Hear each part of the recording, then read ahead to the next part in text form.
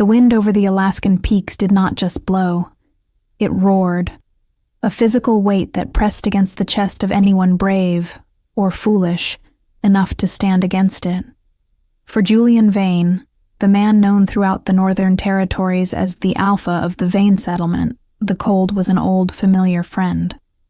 In this part of the world, the title of Alpha wasn't a product of fairy tales or ancient magic. It was a cold, hard fact of survival. It was a rank earned by the man who could navigate the deadliest blizzards, manage the dwindling winter resources, and command the respect of hundreds who lived under the shadow of the jagged granite spires. Julian was a man built of hard angles, iron-gray eyes, and a silence that commanded more authority than a shout ever could. Yet, for 2 long, agonizing years, a ghost had haunted the edges of his mind, a memory that the strongest whiskey and the busiest seasons could not erase. Her name was Elena. 2 years ago, on the night she was to be officially recognized as his partner, the Omega to his lead, a role of honor and protection within their strict social hierarchy, she had vanished. She hadn't left a note. She hadn't taken the silks or the furs he had gifted her.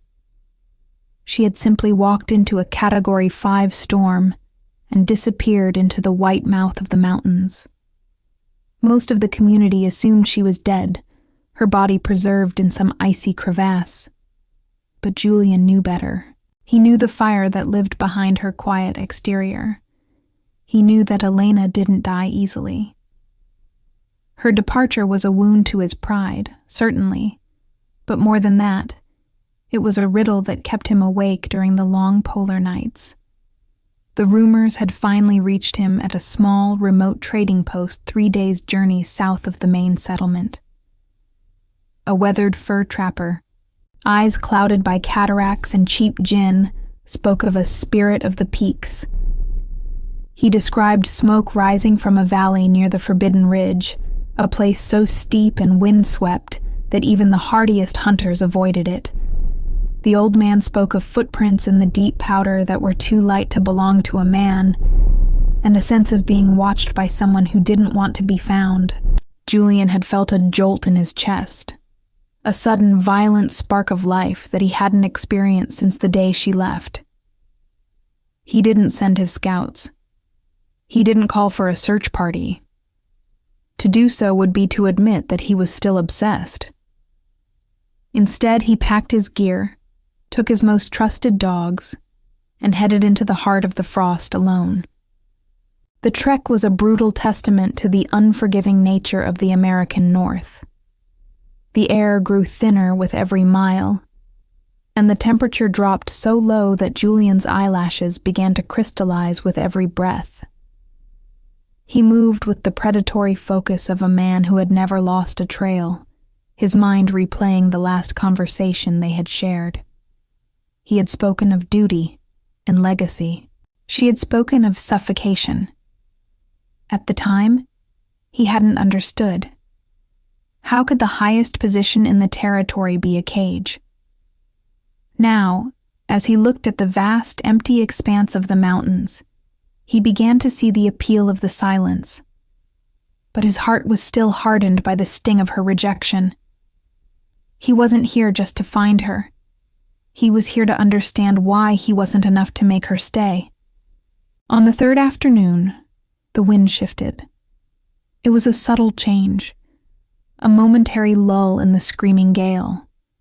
It carried a scent that didn't belong to the sterile, frozen world of ice and rock. It was the faint, bitter smell of burning pine, mixed with something else. Something that made Julian's heart stop. Lavender and dried herbs. It was a scent Elena used to carry in the folds of her hair, a small rebellion against the smell of wood smoke and leather that permeated the camp. Julian felt a wave of dizziness. He wasn't following a ghost anymore. He was following a living, breathing woman. He pushed through a dense thicket of frosted spruce, the branches clawing at his heavy wool coat like skeletal fingers. And then, there it was. Nestled against the base of a massive granite cliff, partially obscured by a natural overhang, sat a cabin. It was small, weathered, and hunkered down against the mountain as if trying to hide from the very sky. It was a masterpiece of desperate, solitary engineering. The logs had been notched with a precision born of necessity, and the roof was weighed down with heavy stones to prevent it from being carried off by the gusts. It looked like a part of the landscape, a stubborn barnacle clinging to a ship of stone. Julian stopped, his breath coming in ragged plumes of frost that hung in the air like clouds. He stood there for a long time, his gloved hands trembling, not from the cold, but from the sheer weight of the moment. Inside that humble, shivering structure was the woman who had defied the laws of their people, the woman who had chosen a slow, freezing death over a life by his side. The alpha in him wanted to roar, to demand an explanation, to assert his authority over the one thing he had ever lost. But the man in him, the man who had spent 2 years mourning a ghost, just wanted to see if she was warm. He approached the door, his heavy boots crunching through the frozen crust of the snow. He didn't knock. In the world Julian Vane came from, doors didn't stay closed to him. He was the provider, the lawgiver, the king of the frost. He pushed the door open, the leather hinges groaning in protest. The warmth of a small, meticulously maintained hearth hit him like a physical blow, carrying the scent of cedar, salt, and her. The interior was dim, lit only by the flickering orange glow of the embers and a single tallow candle sitting on a rough-hewn table. It was a tiny space, but it was organized with a heartbreaking level of care. There was a single bed covered in thick rabbit fur blankets, a shelf holding a few battered books, and a stack of hand-mended clothes. And there, by the small frosted window, stood a shadow. She didn't scream. She didn't drop the iron kettle she was holding. She simply turned, her face pale and etched with the exhaustion of 1,000 lonely nights.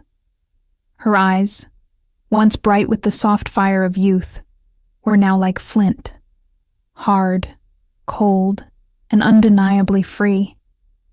The silence between them was a living thing, heavy with the weight of 2 years of unanswered questions and the bitter cold of the world outside. Julian looked at her, and for the first time in his life, the alpha found himself without a single word to say. The interior of the cabin felt smaller than it actually was, the air thick with the smell of wood smoke and the sharp, metallic tang of the coal Julian had brought in with him. He stood just inside the threshold, a towering figure in a heavy shearling coat, his presence an intrusion upon the sanctuary Elena had spent 700 days building.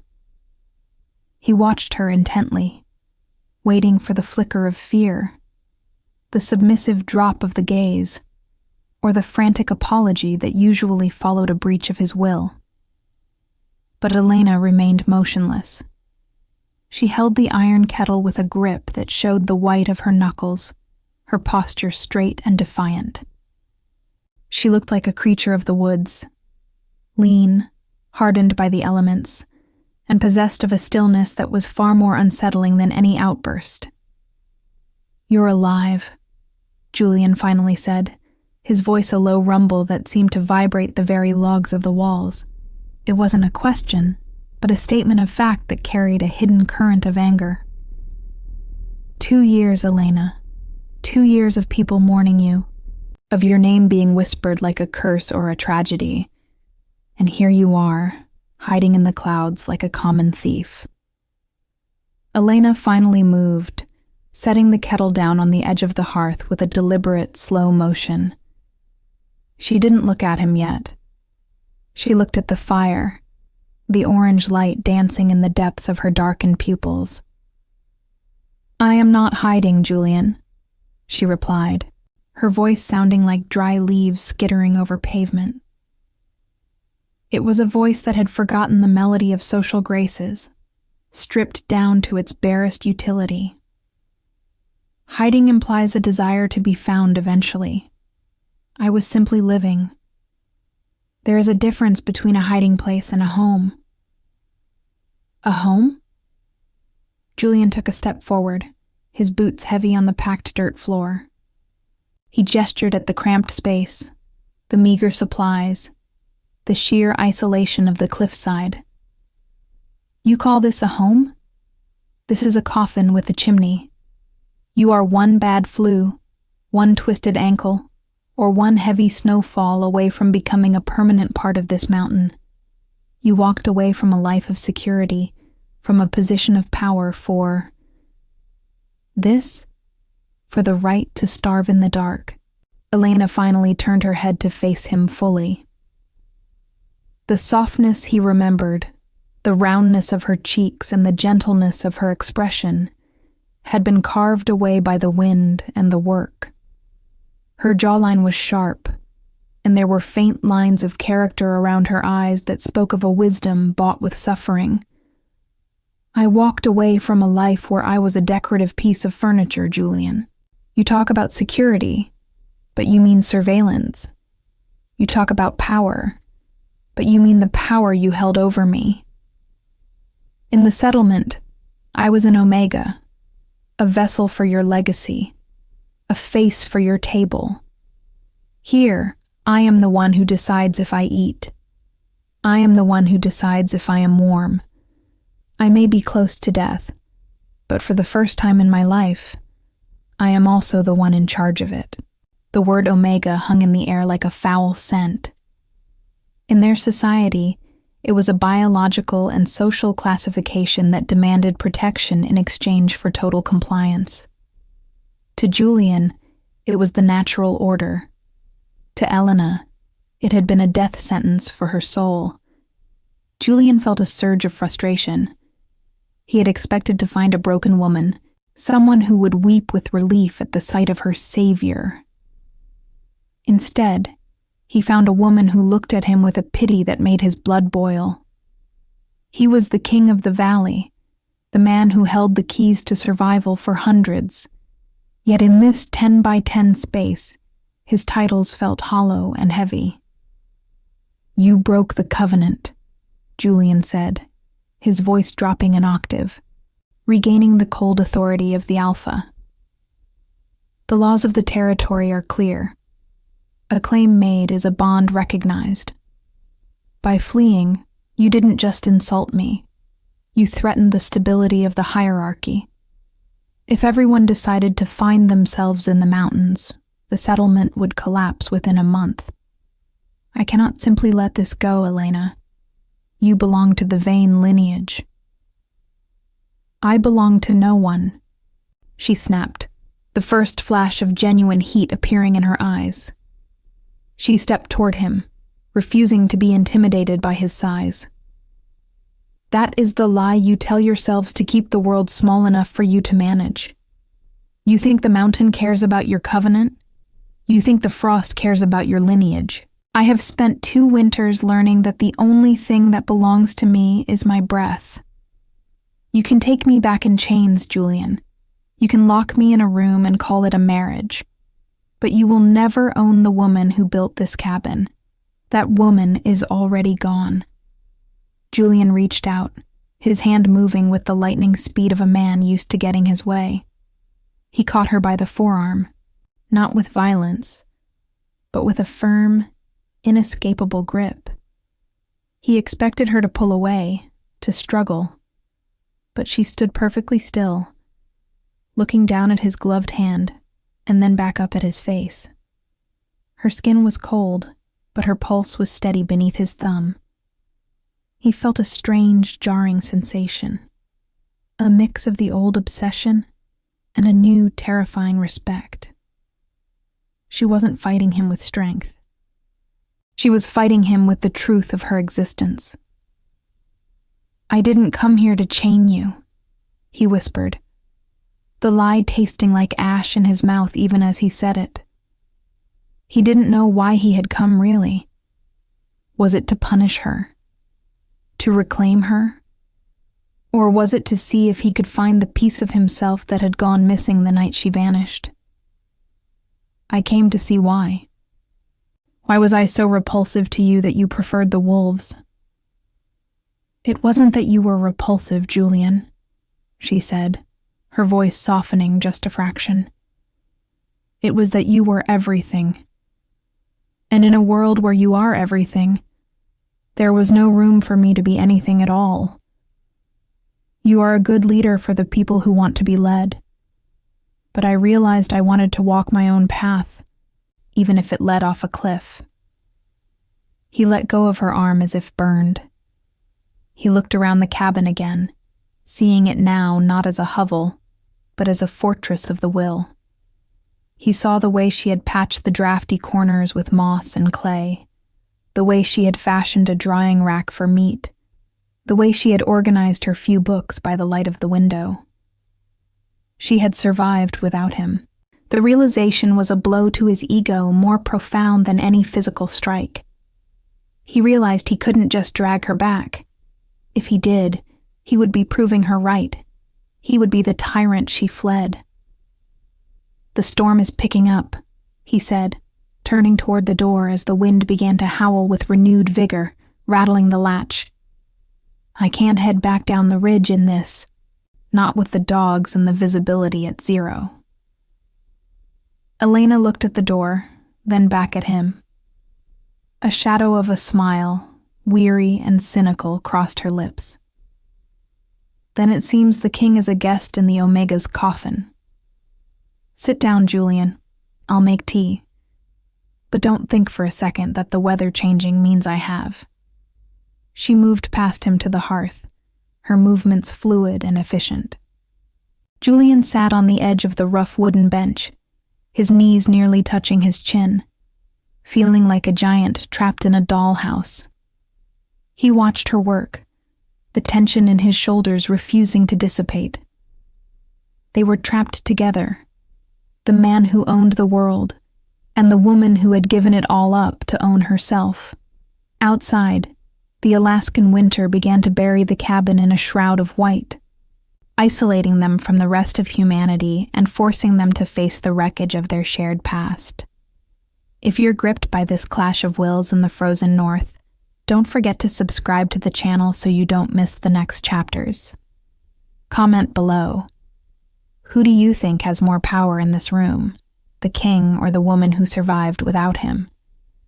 The third day of the storm brought a silence that was louder than the howling wind. The snow had drifted so high that it completely covered the small window, plunging the interior of the cabin into a perpetual, flickering twilight. Inside, the air was a battleground between the radiant heat of the hearth and the creeping, insidious chill that seeped through the gaps in the log walls. Julian spent most of the morning huddled on the small bench, his large frame feeling increasingly clumsy in the confined space. He watched Elena with a mixture of bewilderment and growing admiration. She did not pace. She did not fret.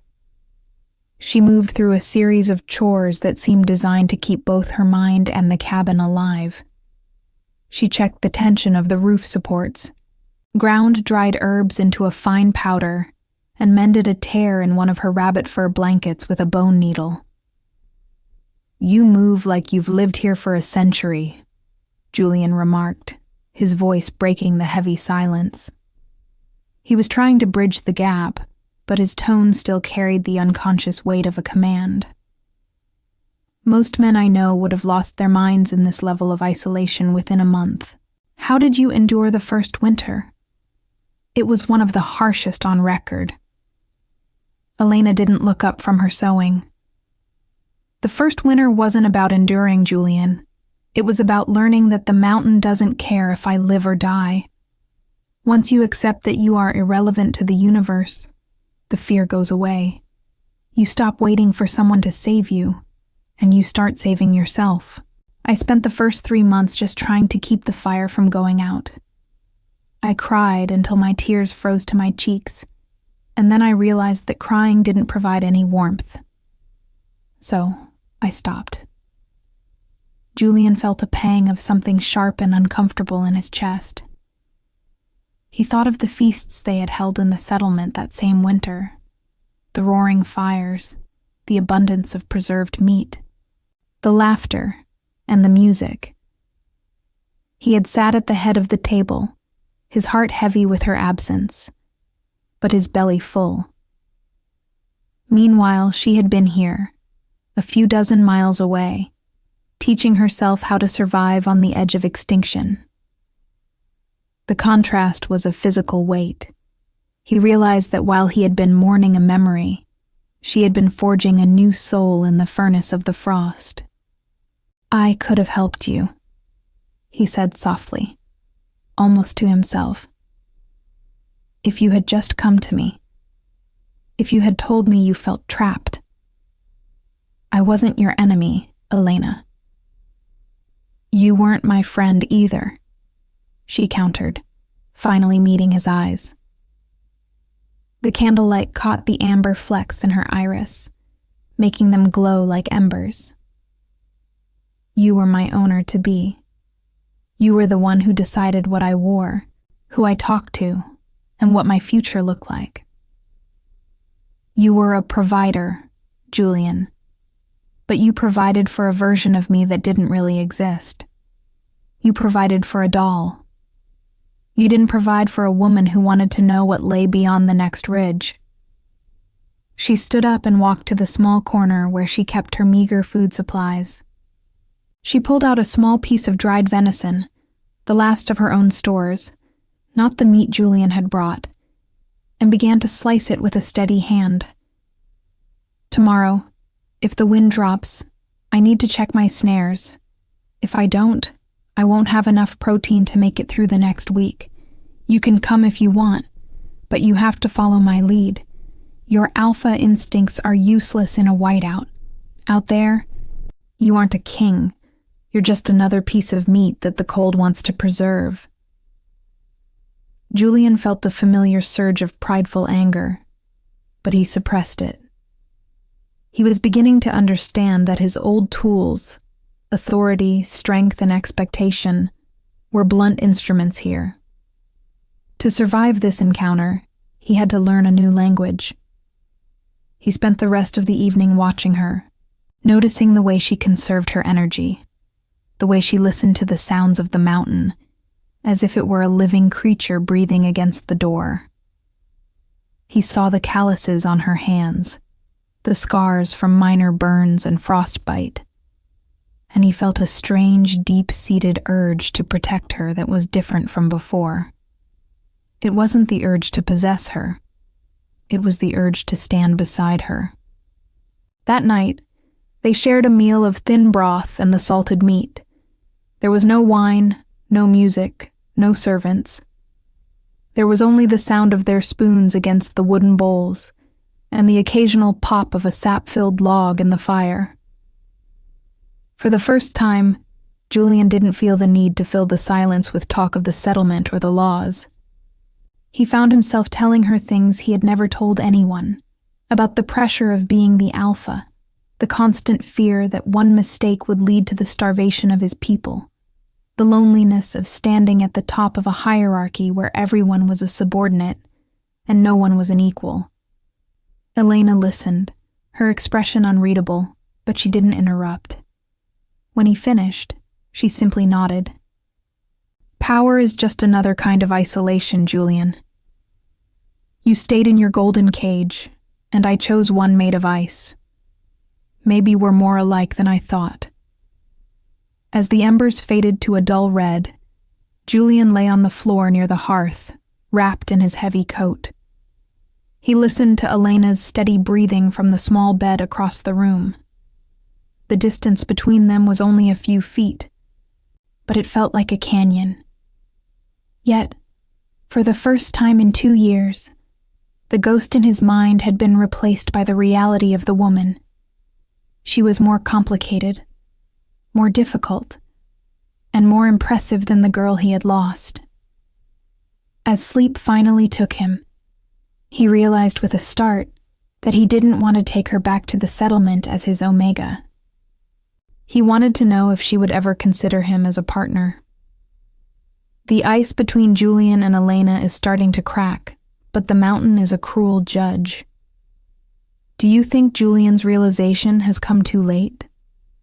Comment below on what you think is the biggest mistake the Alpha made, and don't forget to subscribe so you don't miss the moment the storm finally breaks. The dawn of the 5th day brought a sky the color of a bruised plum. The wind had finally died down to a low, mournful whistle, leaving the world buried under a fresh, powdery shroud of white. As promised, Elena prepared for the trek to her snares. She moved with a ritualistic efficiency, wrapping her feet in extra layers of wool and leather, securing her hood, and checking her belt for her skinning knife. Julian followed suit, his movements slower as he adjusted to the idea of being the follower rather than the leader.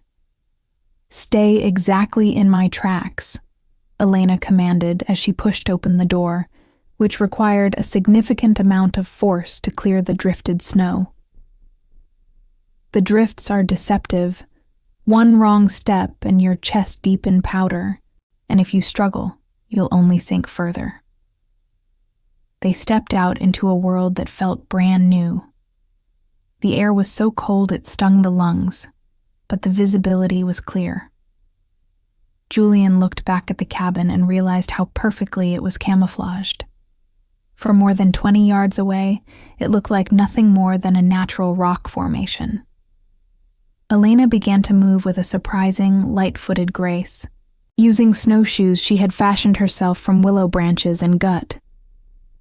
Julian, lacking snowshoes, struggled, his heavy boots sinking deep with every step, his heart pounding with the exertion.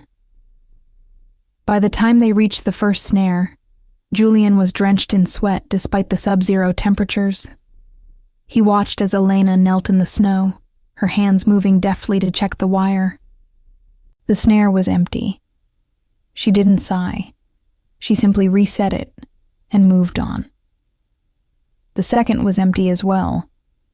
It wasn't until the 4th snare, located near a frozen creek bed, that they found a large snowshoe hare. Elena dispatched it quickly and humanely, her face showing a brief flash of gratitude toward the animal before she stowed it in her pack. "This is your life," Julian said, leaning against a frost-covered spruce to catch his breath. "Every day is a gamble. Every meal is a victory. How can you live with that level of uncertainty?" "It's not uncertainty, Julian. It's clarity," she replied, her eyes scanning the horizon. "In the settlement, the uncertainty is hidden behind layers of politics and social standing. You think you're safe until someone decides you're not. Here, the rules are honest. If I'm smart and I work hard, I live. If I'm lazy or stupid, I die. The mountain doesn't lie to me." As they began the trek back, the conversation shifted to the settlement. Julian found himself describing the changes he had made in her absence, the new irrigation techniques, the expanded infirmary. But as he spoke, he realized how much of it was built on the very hierarchy she loathed. He saw his world through her eyes, a world of rigid roles where the strong protected the weak, but in doing so, never allowed the weak to become strong. He saw the Omegas of his camp, who were treated like precious porcelain, and he realized that by protecting them, he was effectively crippling them. "You think they're happy," Elena said, as if reading his thoughts. "And maybe some of them are. There's a certain comfort in being told what to do and having all your needs met. But it's the comfort of a pet, not a person. I didn't want comfort. I wanted a life that was mine, even if it was a hard one." Suddenly, Julian stopped. He heard something. A sound that didn't belong in the wilderness. It wasn't the wind or the crack of a freezing branch. It was the rhythmic, metallic clink of snowshoes. Modern, professional-grade snowshoes. He caught Elena's eye and saw the same realization dawn on her. They weren't alone.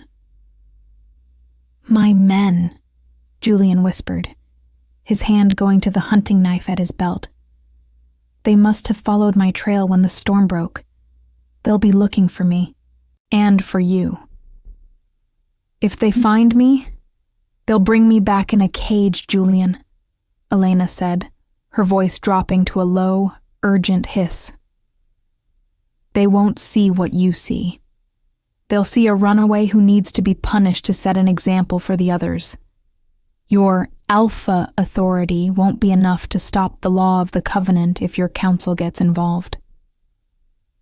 Julian looked at the woman who had saved herself, and then he looked toward the sound of the approaching men.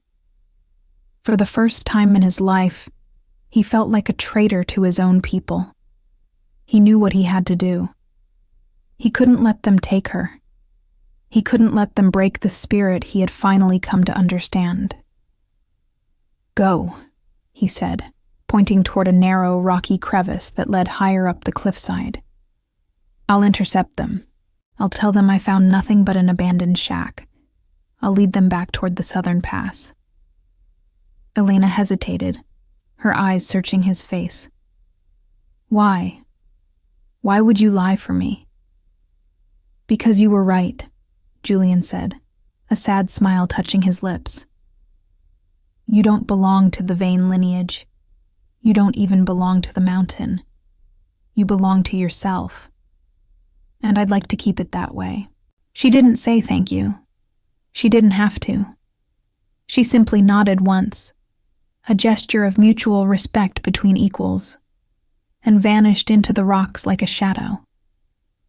Julian took a deep breath, straightened his coat, and turned to face the men who were coming to rescue him, knowing that the real rescue had already happened inside that small, frozen cabin. Julian has made his choice, turning his back on the very laws he swore to uphold. But can he truly hide the truth from his own trackers? The tension is rising as the world of the settlement collides with the world of the mountain. Subscribe now to see what happens when the Alpha King is forced to lie to his own people. The sound of the approaching trackers grew louder, a rhythmic crunch-clink of metal against ice that felt like a ticking clock in the stillness of the mountain air. Julian stood his ground, his back to the crevice where Elena had disappeared. He felt a strange, cold clarity. For years, his word had been the law, but for the first time, he was about to use that authority to subvert the very system that gave him power. When the three figures finally crested the ridge, they looked like dark ghosts against the blinding white. Leading them was Silas, a man with a face like a hatchet, and eyes that were always calculating the distance between his current rank and the Alpha's throne. "Julian!" Silas called out, his voice echoing off the granite walls. He sounded relieved, but there was a sharp edge of curiosity underneath. "We thought the mountain had claimed you. The council was already preparing the mourning rites." "The mountain is not that lucky, Silas," Julian replied, his voice flat and commanding. He stepped forward, moving away from the cabin's hidden path to draw their eyes toward him. He looked every bit the weary survivor, his face wind-burned, his coat dusted with frost, his movements stiff. "I told you I would handle this alone. Why did you break the protocol of the search?" Silas stopped a few feet away, his breath hitching in the sub-zero air. His eyes darted past Julian, searching the tree line. The storm was unprecedented. We couldn't sit idly while our leader was missing, and we found your trail, along with others. He pointed to the faint, half-filled depressions in the snow that Elena had made. Small tracks, light. We knew she was close. "Where is the fugitive, Julian? Where is the Omega?" The word Omega felt like a slur now, a reductive label for a woman who had just outclimbed and outsurvived the most powerful man in the territory. Julian felt a surge of protective instinct, but he channeled it into a mask of stoic disappointment. "You're late, Silas. I found the shelter. It's an abandoned trapper's hut, half collapsed and empty. There were signs someone had been there weeks ago, scraps of fur, a dead hearth. But the trail ends there. She's gone, likely taken by the blizzard or a predator. There's nothing left to claim but cold ash." Silas narrowed his eyes, his gaze lingering on Julian's face. He was looking for the telltale twitch of a lie, but Julian had spent a lifetime concealing his vulnerabilities. "Empty?" "We saw smoke from the ridge before the wind shifted. A thin blue line. That doesn't come from an abandoned hearth." "It was my fire," Julian snapped, his voice rising with the practiced arrogance of a king who would not be questioned. "I spent the night there to avoid freezing to death. Do you doubt my report, Silas? Or are you suggesting I am incapable of recognizing a trail?" The tension between the two men was a physical force, a clash of ambitions in the middle of a frozen wasteland. The two other trackers shifted uncomfortably, their eyes downcast. They weren't interested in a power struggle. They just wanted to get back to the warmth of the valley. Finally, Silas bowed his head, though the gesture felt hollow. "Of course not, Alpha. If you say she is dead, then she is dead. The council will be satisfied with the closure. It is a waste of a good bloodline, but the mountains are a cruel judge." "Indeed," Julian said, his heart hammering against his ribs. "Now, we head back. I've seen enough of these peaks to last a lifetime. Move out." As they began the descent, Julian didn't look back. He couldn't. He had to believe that Elena was moving higher, that she was safe in the secret folds of the granite. But as they trekked through the thigh-deep snow, a new fear began to gnaw at him. Silas wasn't a man who let things go. He had seen the way Julian's eyes lingered on the horizon, and he had noticed the way Julian carried himself. Not like a hunter who had failed, but like a man who had been changed. By the time they reached the lower slopes, where the spruce grew thick and the air began to warm, the silence of the group was heavy with suspicion. Julian realized that by saving Elena, he had painted a target on his own back. Back at the settlement, the elders would ask for proof. They would demand to see the remains, or at least a formal report of her demise. And Silas would be watching for any sign that the dead Omega was still a part of Julian's thoughts. The sun began to set, casting long, bloody shadows across the snow. Julian looked toward the valley floor, where the lights of the Vane settlement were beginning to twinkle like fallen stars. It was his home, his kingdom, his responsibility. But for the first time, it felt like a prison.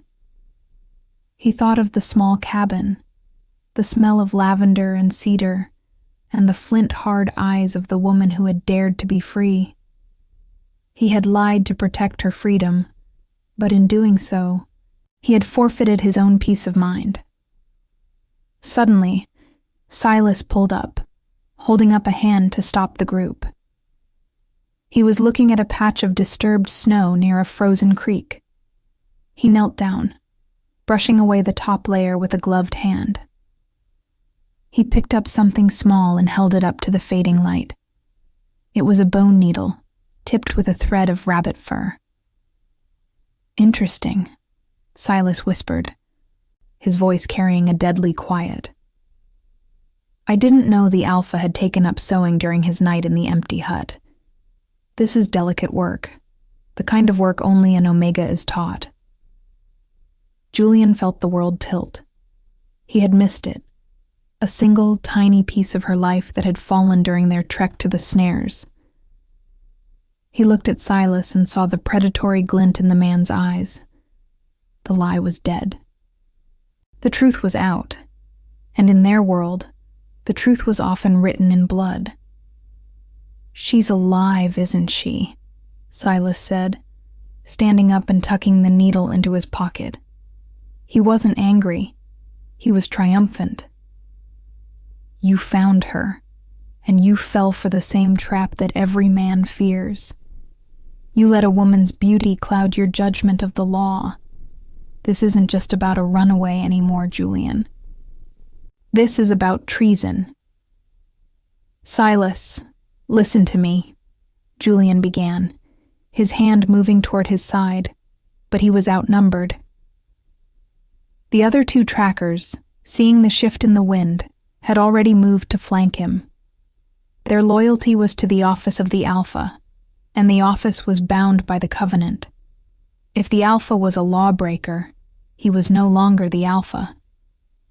"No, you listen," Silas spat. "We're going back to the settlement. But we aren't going to tell them she's dead. We're going to tell them the truth. And then, I'm going to lead a real search party. I'm going to find her, and I'm going to bring her back to stand trial right alongside you. Let's see how much your freedom is worth when you're both staring at a rope." Julian realized then that the battle for Elena's life wasn't over.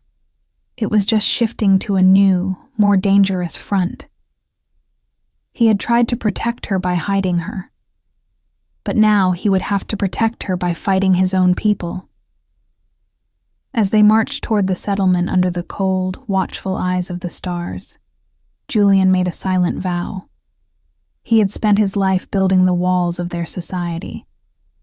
Now, if he had to, he would tear them down to keep her safe. The secret is out.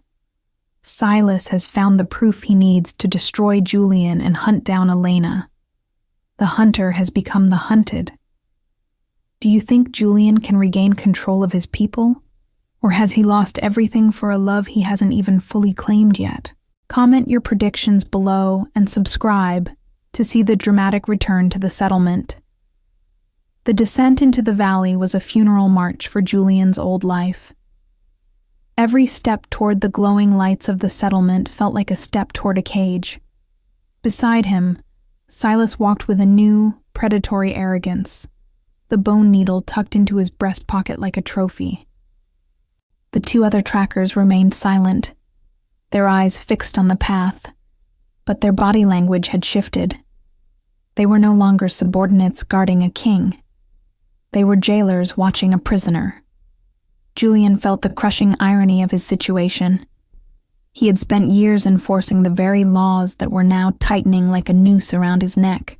As they passed through the heavy timber gates of the Vane settlement, the atmosphere changed. The smell of wood smoke and roasting meat, which usually brought Julian a sense of home, now felt suffocating. People began to emerge from their cabins, their faces illuminated by the orange glow of the street lanterns. A murmur ran through the crowd as they saw their leader returning, disheveled and surrounded by his own guards.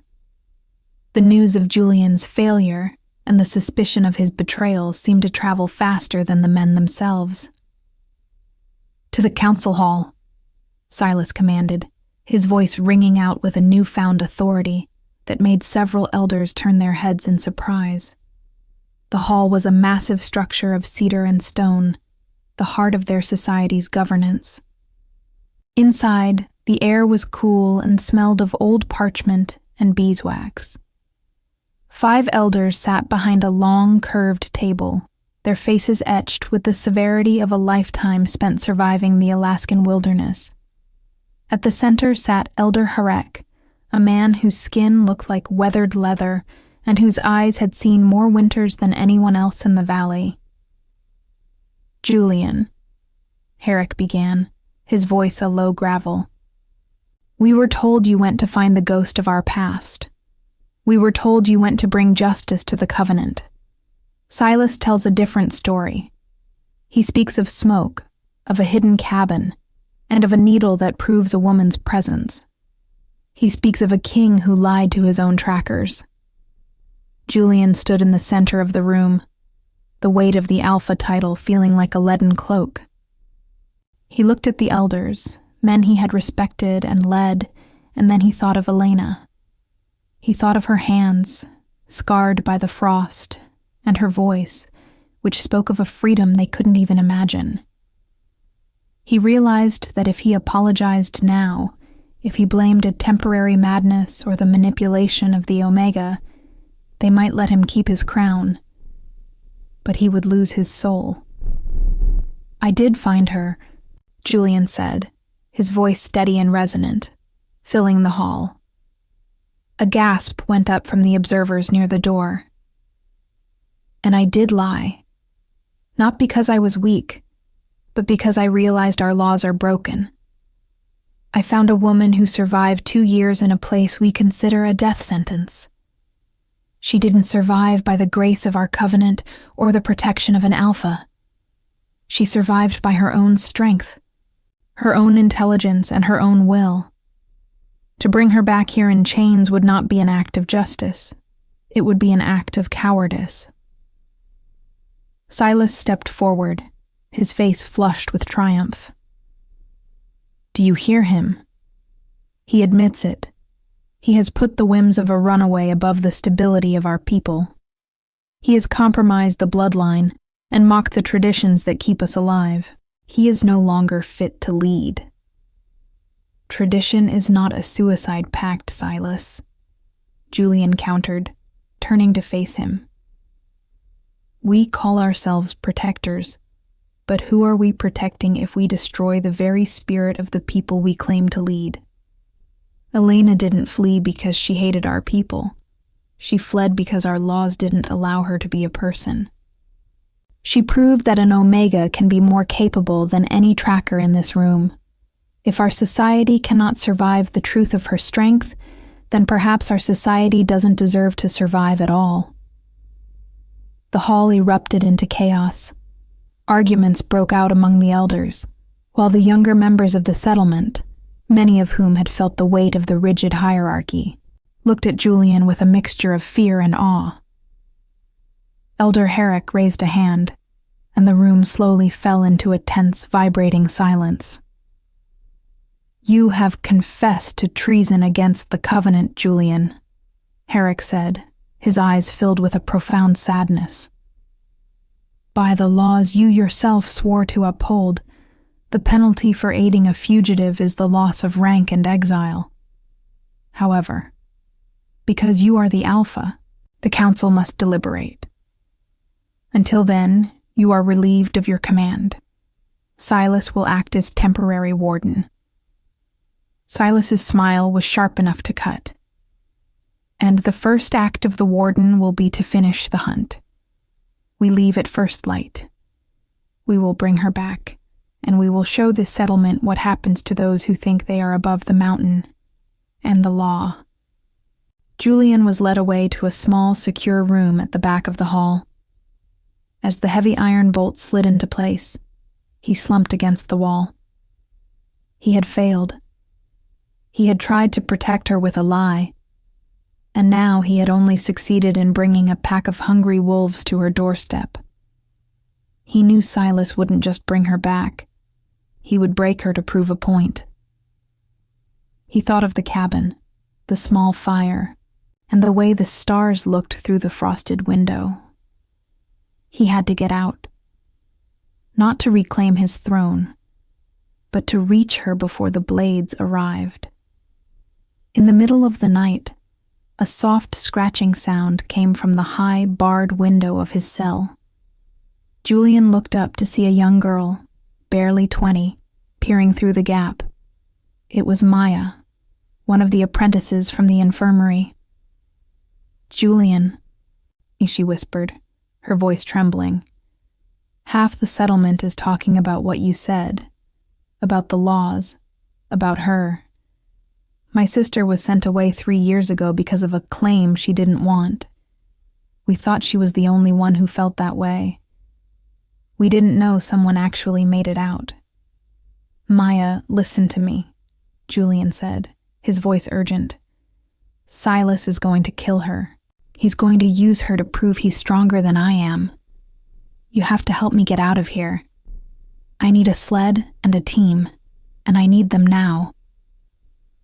The guards are with Silas, Maya said, her eyes wide. But the back gate. The elder's servants are the ones who hold the keys. They're tired of the old ways too, Julian. They're tired of the fear. 20 minutes later, the door to the cell creaked open. It wasn't a guard, but an old man with a heavy ring of keys and a look of grim determination. Julian didn't waste time with words. He slipped out into the shadows of the alleyways, moving with the stealth of the hunter he had always been. He reached the stables, where Maya had already hitched a small, fast team of 4 dogs. Don't go back to the cabin, Maya whispered as she handed him a pack of supplies. Silas knows where that is. If you want to save her, you have to find her before he does and take her across the Great Pass. It's the only way out of the territory. Thank you, Maya, Julian said, his hand lingering on the sled. If I make it back, things will be different. Just make sure she makes it, Julian, the girl replied. We need to know it's possible. Julian vanished into the night, the sled runners hissing against the fresh snow. He wasn't the Alpha King anymore. He wasn't a lawgiver or a conqueror. He was just a man in a race against time, heading back into the frozen heart of the mountains to save the only person who had ever truly seen him. The wind began to pick up, a precursor to another storm, but Julian didn't care. He had spent his life being the storm. Now he was the shield. Julian has escaped, but the hunt is on. Silas and his trackers are right behind him, and the Great Pass is a death trap in this weather. Will Julian reach Elena in time to warn her, or will they both be swallowed by the ice? Comment below. Do you think Julian can ever be a leader again after this? And don't forget to subscribe for the heart-pounding conclusion. The Alaskan night was a void of obsidian and silver, the kind of darkness that felt thick enough to swallow sound itself. Julian pushed the small team of 4 dogs with a desperate, silent intensity. He knew these mountains better than any man alive, but tonight, the familiar peaks felt like treacherous strangers. Every shadow looked like a tracker. Every gust of wind sounded like Silas's voice calling for his head. He didn't take the main trails. Instead, he drove the sled through narrow, precarious gullies and over frozen creek beds that groaned under the weight. His mind was a frantic map of possibilities. Silas would head straight for the cabin with a full contingent of men, thinking Julian would try to hide there. But Julian knew the cabin was no longer a sanctuary. It was a trap. His only hope was to intercept Elena before she reached the higher ridges. He knew her habits now.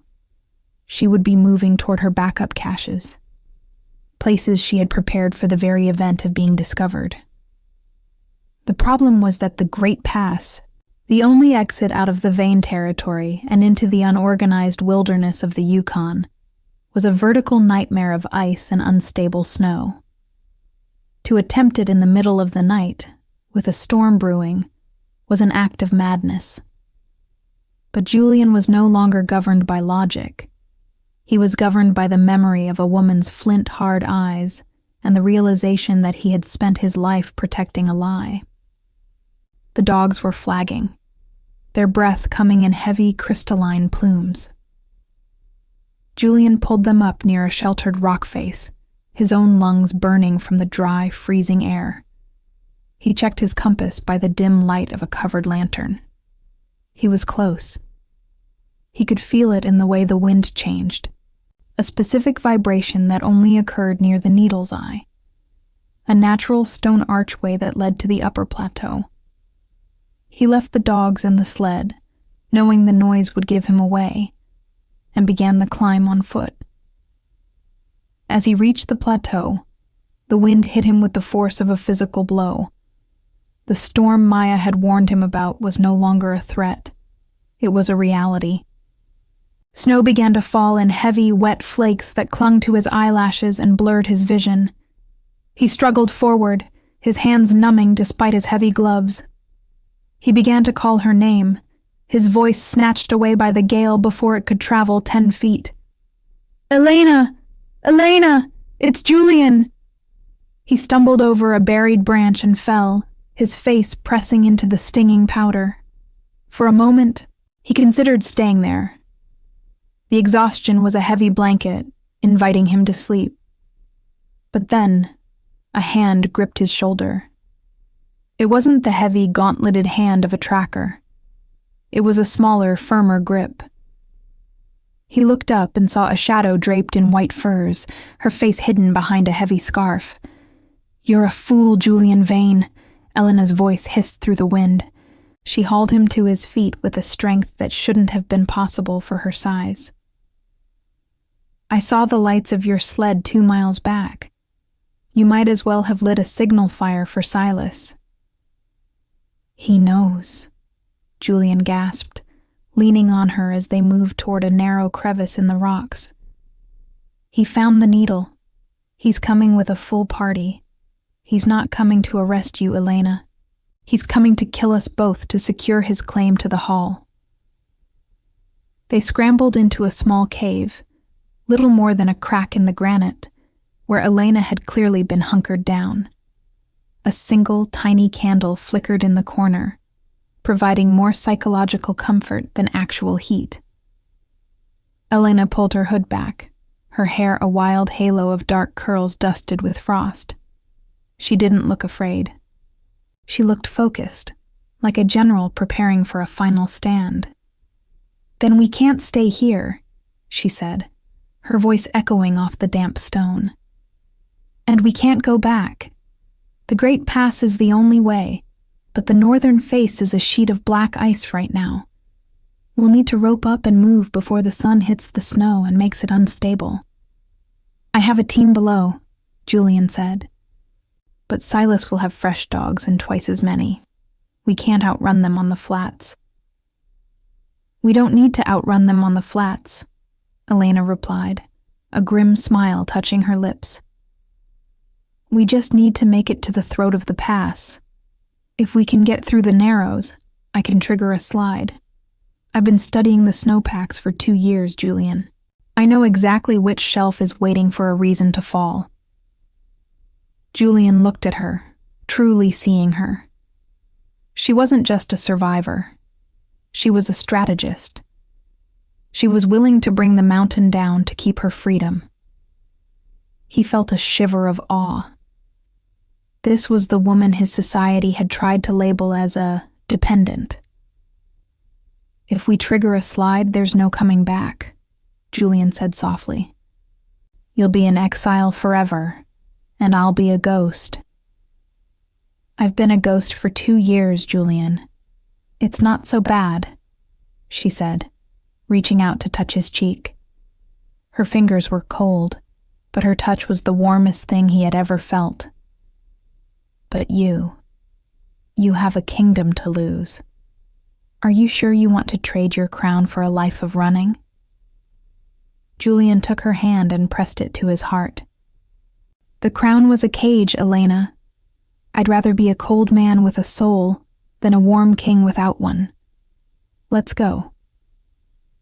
They moved out of the cave just as the first gray light of dawn began to bleed into the eastern sky. The storm had passed, leaving the world in a terrifying, beautiful clarity. Below them, in the distance, Julian could see the dark line of Silas's party. They were moving fast, their sleds cutting through the fresh powder like knives. They were less than an hour away. The climb to the throat was a test of every muscle and every nerve. They moved in silence, the only sound the rhythmic thwack of Julian's ice axe and the heavy breathing of two people pushed to their absolute limits. The pass was a narrow gorge that acted as a wind tunnel, the walls rising hundreds of feet on either side. At the top sat a massive, overhanging cornice of snow, looking like the curled lip of a giant. "There!" Elena pointed, her voice tight with exertion. "That's the trigger point. If we can get across the bridge and hit the base of that shelf, the vibration will do the rest." They reached the natural stone bridge that spanned the narrowest part of the gorge. Halfway across, Julian looked back. Silas had reached the base of the climb. He had abandoned his sleds and was leading his men up the slope on foot, his rifle slung over his shoulder. He saw them and let out a triumphant shout that echoed through the canyon. "Julian, there's nowhere left to run!" Silas's voice was distorted by the rock walls, sounding like a demon's growl. "Give her up, and I might let you live as a servant." "Keep moving," Julian urged Elena, pushing her toward the far side of the bridge. As they reached the solid ground on the other side, Julian grabbed a heavy boulder and braced himself. Elena was already at the base of the snow shelf, her ice axe raised. She looked at Julian, a question in her eyes. It was the moment of no return. If they did this, the path would be closed for the season, perhaps forever. "Do it!" Julian roared. Elena swung the axe into the base of the packed ice with everything she had. For a heartbeat, nothing happened. The world was silent. Then, a sound like a distant freight train began to rumble deep within the mountain. A small crack appeared in the cornice, then another, spreading like a spider web. Silas, halfway up the bridge, stopped. He looked up, his face turning a sickly shade of gray as he realized what was happening. He turned to run, but it was too late. The mountain didn't just slide, it roared. A wall of white, thousands of tons of snow and ice, detached itself from the cliff and plummeted into the gorge. Julian grabbed Elena and pulled her behind a massive granite outcropping as the world turned into a screaming vortex of white. The ground shook with a violence that felt like an earthquake. The air was sucked out of his lungs by the pressure of the falling mass. He held her tight, his eyes closed, waiting for the end or the beginning. When the roaring finally stopped, the silence that followed was absolute. Julian opened his eyes to see a wall of snow blocking the gorge where the bridge had been. The path back to the settlement was gone. Silas and his men were buried under 50 feet of ice. There was no more Alpha, no more Warden, and no more Covenant. There was only the wind, the sun rising over the Yukon, and the woman in his arms. The mountain has spoken, and the old world is buried. Julian and Elena are free, but they are now in the heart of the great unknown with nothing but each other. What lies beyond the great pass? Is there love enough to build a new life from the ashes of the old? Comment your thoughts on this epic turning point, and subscribe to see the final chapter of their journey. The silence that followed the avalanche was more than just the absence of sound. It was the birth of a new world. Julian and Elena stood atop the ridge, their breath coming in shallow, ragged gasps that looked like ghosts in the frigid air. Behind them, the gorge of the Great Pass was filled with a tumbled, chaotic sea of white, burying the path to the Vane settlement under millions of tons of stone and ice. The bridge was gone. The trackers were gone. The heavy, suffocating weight of the Covenant had been swept away in a single roaring moment of geological fury. For the first time in his life, Julian looked toward the south and felt nothing pulling him back. "They're gone," he whispered, his voice sounding thin and strange in the vastness of the plateau. He looked at his hands, the hands of a leader, a lawgiver, a man who had been defined by the people he ruled. They were shaking, not from the cold, but from the sudden, terrifying absence of responsibility. I killed them. I killed the men I was supposed to lead. Elena stepped toward him, her movement fluid despite her exhaustion. She took his face in her calloused hands, forcing him to look away from the debris and into her eyes. You didn't kill them, Julian. Silas killed them the moment he decided that power was worth more than the lives of his own kind. You gave them a choice to stop. They chose to follow the law of a dead world. Now, look forward. He turned, and for the first time, he truly saw the Yukon. It was an ocean of white peaks and deep, dark valleys of ancient timber, stretching out toward a horizon that seemed to go on forever. There were no borders here. No alpha territories. No omega classifications. No councils of elders waiting to judge the quality of a man's soul by the strength of his grip. It was beautiful, and it was deadly, and it was entirely theirs. We have to move, Elena said, her voice regaining its practical edge. The adrenaline will wear off soon, and the cold will come for us. I have a secondary cache 3 miles down the northern slope. It's not much, a lean-to and some dried fish, but it will keep us alive until the spring thaw. The descent was a slow, grueling process of mutual support. Without the sled or the dogs, every mile was a victory of the will. Julian, despite his superior strength, found himself leaning on Elena's knowledge of the terrain. She showed him how to read the honeycomb patterns in the snow that signaled a hollow beneath, how to find the edible inner bark of the hemlock trees, and how to navigate by the subtle lean of the spruce branches. The hierarchy was not just broken, it was inverted. He was the student now, and she was the master of this wild, unclaimed reality. As the sun began to dip below the western peaks, painting the sky in violent shades of crimson and gold, they reached the lean-to. It was a humble structure of pine boughs and animal skins, tucked into the lee of a massive fallen cedar. To Julian, it felt more like a palace than the stone hall of his settlement ever had.